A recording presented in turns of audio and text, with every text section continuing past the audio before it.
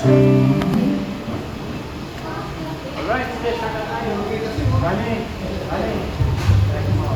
magandang hapon po sa ating lahat. Tayo po'y mag-umpisa na sa ating gawain sa hapon ito. Ipanalangin natin yung iba na makapunta rito ng maluwalhati. Tayo ay dumami sa hapon ito. Amen? Amen. So inanyaya ko po lahat na tumayo at makiisa sa ating praise and worship. Ayan, so nagagalak ang lahat ng mga anghel sa langit, sa lahat ng nilikha nagpupuri at sumasamba sa Kanya. At kabilang tayo sa kawa ng Diyos sa hapong ito na magbibigay ng wagas na papuri at pagsamba sa Kanyang harapan. Kaya ihanda natin mga sarili at ibigay natin sa Panginoon ang hapong ito. Amen! Amen.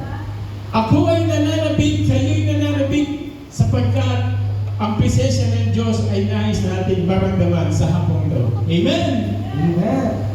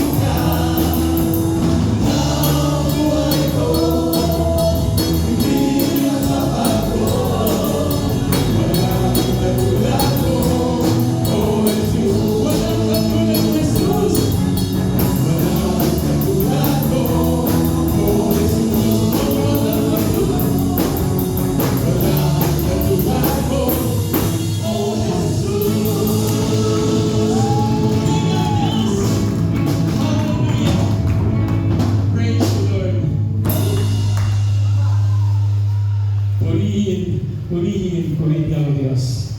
Ayan po, so ang ating mga pawis, ating punasan na tayo, dadako po sa ating pagsamba.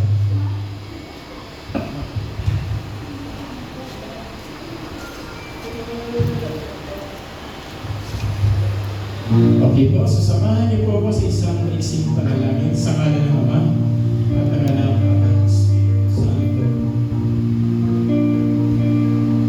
O pagpalang Ama, Diyos na dakila, makapangyarihan, naluluklok sa kaluwalhatian, anak ng Diyos na tungkol sa sanlibutan. O purihin ka ng aking kaluluwa, purihin ka ng aking kabuuan. O hallelujah. Sa hapon ito, Panginoon, aming ibinibigay ang aming pagkatao, ang aming mga dalangin, ang aming well-being. Tinatalaga namin, Panginoon, sa iyo ang aming buhay, sapagkat sa iyo may kaligayahan, may kagandahan. Sa kaluwalhatian, wala nang hapis, wala nang hirap. Puro pagpupuri, pagsamba ang aming iniaalay sa iyo. Kaya Panginoon, sa hapon ito, iparanas mo ang malwalhati at wagas na pagsamba sa iyo, pangalan. Gamitin mo ang bawat isa sa amin upang maitaas ang iyong pangalan, maitaas ang iyong kabutihan, makilala ang iyong kabanalan, makilala ang iyong pagmamahal. Gamitin mong instrumento ang bawat isa sa amin, Panginoon, sa hapon ito. At aming tinatakwil ang lahat ng gawain sa panas sa pangalan ni Jesus. In Jesus' name we crush out evil spirits in the mighty name of Jesus. Satanas, wala kang karapatan ng balay ang banal na gawain ito, sapagkat kami pinaghaharian ng banal na spirito. Sa pangalan ni Jesus, ang lahat ay luluhod at sasamba. O hallelujah. At Panginoon, sa hapon ito kami humihingi ng kapatawaran sa aming mga pagkukulang na inisip, na gawa, na sabi.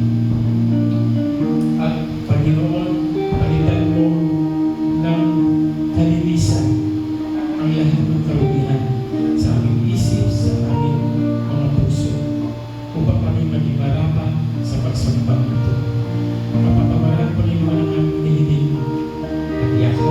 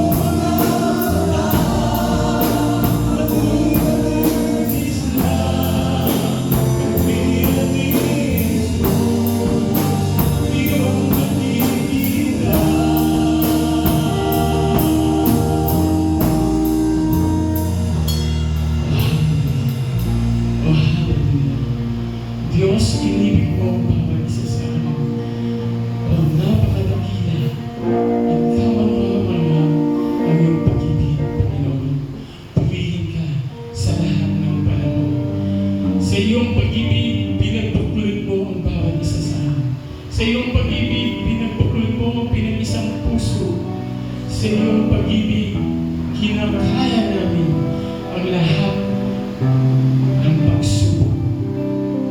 Sa iyong pag-ibig, nagpapatuloy ka. Sa iyong pag-ibig, nabubuo. Sa iyong pag-ibig, pinababa namin ang aming mga sarili. Sapagkat ipinakita mo kung paano ka nagpakababa, na nagpapaho ka sa puso ng tanan. Oo, hallelujah. Purihin ang iyong dakilang pag-ibig. Purihin ang iyong kataas-taasang pangalan. Purihin ka, O Diyos. Purihin ka, Yesu Cristo. Oh, hallelujah. Hallelujah. Purihin ka, O Diyos. Purihin ang makapangyarihan mong pag-ibig.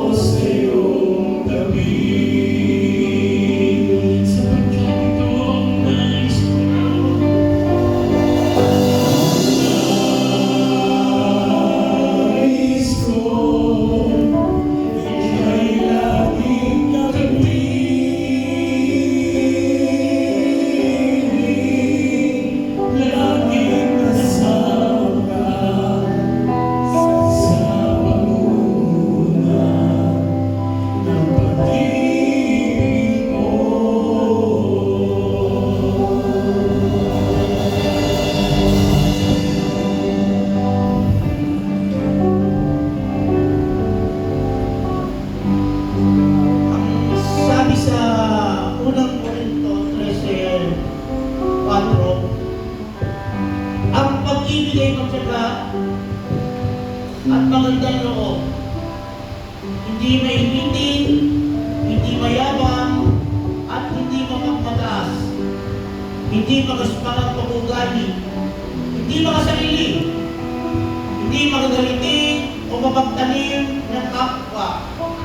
Hindi rin inututuwa ang gawang masama. Ngunit iginagagalak ang katotohanan. Ang pag-ibig ay mapagpatawad, mapagtiwala, punong-puno ng pag-asa at pagtitiis hanggang wakas. Kapatid, sa araw na to,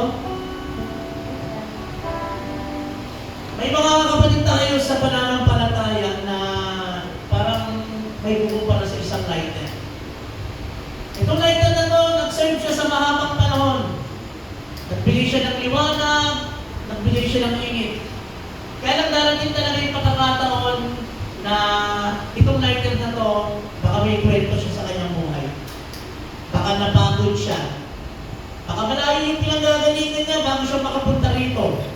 O baka naman nasa status siya ng malaking problema. Financial, emotional. Baka yung tao na to, merong pinagdadaanan sakit. Meron siyang iniisip sa kanyang ulo, sa kanyang katawan. Kaya itong kapatid natin na to, nawala yung kanyang liwanag, nawala yung kanyang init. Pero sa araw na to, kapatid, ikaw na naririto, ikaw sana yung magpaalala sa kanya sa tatlong bagay. Na pwede ka palang maging ignited na sa paanong pamamaraan. Sa pamamagitan ng pagbibigay mo ulit ng init at liwanag sa kanya. Meron pa pala siyang liwanag. Meron pa pala siyang init. Meron pa pala siyang maibubuga. Ang kailangan niya lang ay liwanag na nagmumula sa iyo. Simula sa araw ito, kapatid, ikaw ang magpapaalala sa kanya. Ikaw ang magiging way. Ikaw ang magiging daan para maranasan niya muli na siya pala ay liwanag. Tatlong bagay lang, kapatid, ang gustong ipaalala sa iyo ng Diyos sa araw na ito. Una-una, remember your promise. Mag-graduate ka ng kursilyo, ng charismatic, dalawang malaking paalala sa iyo. That you are the soul, and you are the light of the world. Magiging liwanag ka pala. Ikaw pala yung liwanag. Kaya kung nararamdaman natin na parang gusto na natin umayaw, gusto na natin sumuko, parang wala kasing nangyayari, parang wala naman umuunlad. Akala lang natin. Pero hindi natin alam yung flashback na ito. Meron palang nangyayari doon sa baba. Hindi lang natin alam. May binabago pala ang Diyos. Yung anak mo, yung kapatid mo, yung pamilya mo, akala mo lang walang nangyari. Sa araw to, remember that you are the salt and you are the light of the world. Second is, remember your prayer. Every time mag-prayer ka, nakikinig sa iyo ang Diyos. Palagi natin itong pinaalala. Tatlong bagay ang nangyayari sa panalangin. Maaaring ang sagot niya is no, dahil hindi pa panahon o hindi para sa iyo. Dahil hindi makakatulong. Nagtataka tayo, bakit naman ngayon pinag-isa? Naririto pa rin sa San Nicolas. Baka naman sagot dahil gusto ng Diyos, pamaniitan lang tayo. Or pwede naman, ang sagot ng Diyos is yes. Baka yung prayer mo kanina, pinagkakalob na pala ng Diyos. May babayaran ng utang, ibibili na pala ng Diyos. May pinagpe-pray ka, nagagaling, pinagagaling na pala ng Diyos. Meron kang pinagpe-pray emotionally, financially, kumikilos na pala ang Diyos. Sumasagot ang Diyos. At ang sagot niya is yes. Ano yung pangatlo? Sabi niya, wait. Hintay lang. Baka mamaya, ang gusto mabuo ng Diyos, hindi yung pananampalataya mo lamang, kung hindi yung patient mo, yung paghihintay. Doon sa matagal at matagal mo na may pinapanalangin.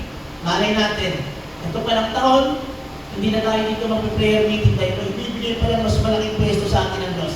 Hindi natin alam ang plano niya, pero bahala siya. Pag ang Diyos ang plano, siya ang gagawa ng paraan sapagkat plano na yun. What's the third? Remember the power. May kapangyarihan sa panalangin. May kapangyarihan sa bawat pag-awit. At ito pinakamahalaga, may kapangyarihan sa pag-ibig ng Diyos. Hanggat nagmamahal ka, may express mo ang pag-ibig ng Diyos. Hanggat nananalig ka, mararamdaman mo at makita mo ang pag-ibig ng Diyos. At sa araw na ito, pangawakan natin ang power at kapangyarihan ng Diyos. Halina, lumapit tayo sa Kanya.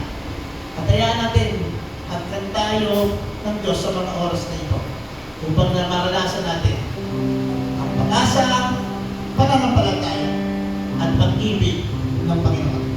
Lord, nais namin maranasan ang pag-ibig. Amen.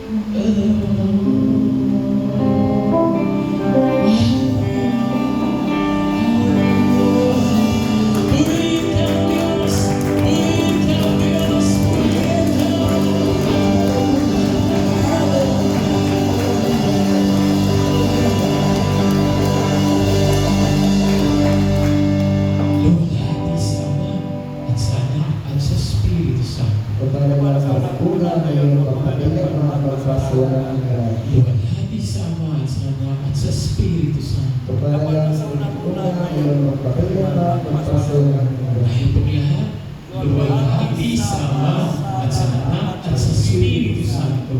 Kapala sa una ngayon, magpasawalang hanggan. Amen. Palakpakan natin ang Panginoon.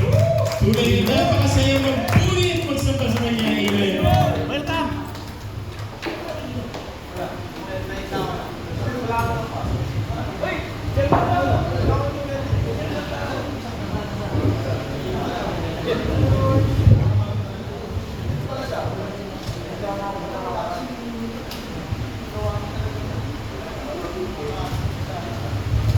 Manatili po tayo nakatayo para sa ating mabuting gabi.